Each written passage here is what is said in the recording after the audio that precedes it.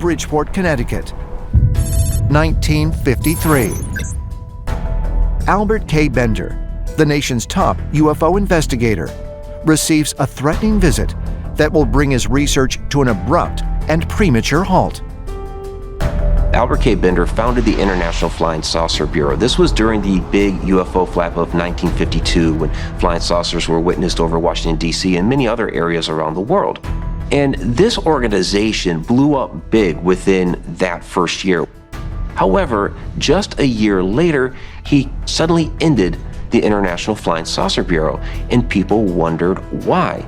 And what happened was that he came home one night, went into his bedroom, and suddenly these three dark, shadowy figures materialized through his wall into his bedroom. They were wearing the hats and the overcoats. They had glowing eyes, and they smelled like sulfur. According to Bender, the three entities communicated with him through telepathy, warning him to discontinue his UFO research and stop publishing his influential magazine, The Space Review. Afterwards, he became ill and didn't eat for 3 days. After this experience, Bender was repeatedly visited. He said they gave him headaches, they controlled him telepathically, and he ultimately gave up his UFO researches and stopped publishing the Space Review, in which he documented UFO sightings throughout the world. He told the people that had been subscribers and he was working with, they told me, we come from a very, very far distant place in this universe. And we have been coming and going from your planet for some time, and we cannot allow you or anyone to interfere.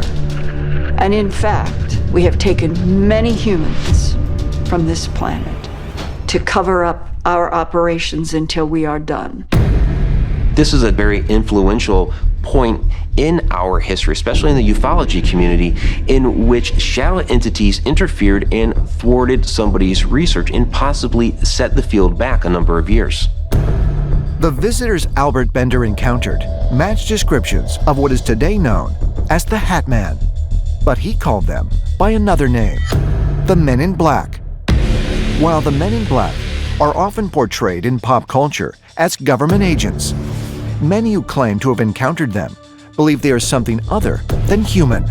The Men in Black are mysterious and nefarious entities. They're shadowy, they wear black clothing. Many people believe that they're either extraterrestrials or somehow they're working for extraterrestrials to prevent humans from learning the truth about extraterrestrials on Earth. They talk to UFO witnesses. Some people have reported they seem to not know things that are common, like, which end of a pin to use, or if they're offered something to eat or drink, they don't know how to eat or drink it. Both the Hat Man and the Men in Black are known for wearing a hat. They both influence people telepathically. They both appear to be sometimes malevolent, and they could in fact be the same type of a being.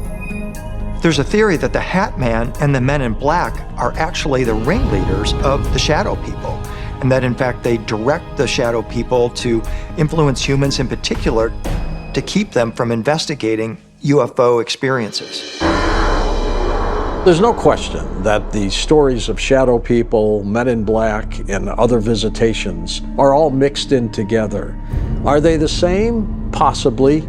But what I think what is really happening on this planet is mass hysteria of real events that are happening to real people, and they can't understand what's going on. Who knows what's happening?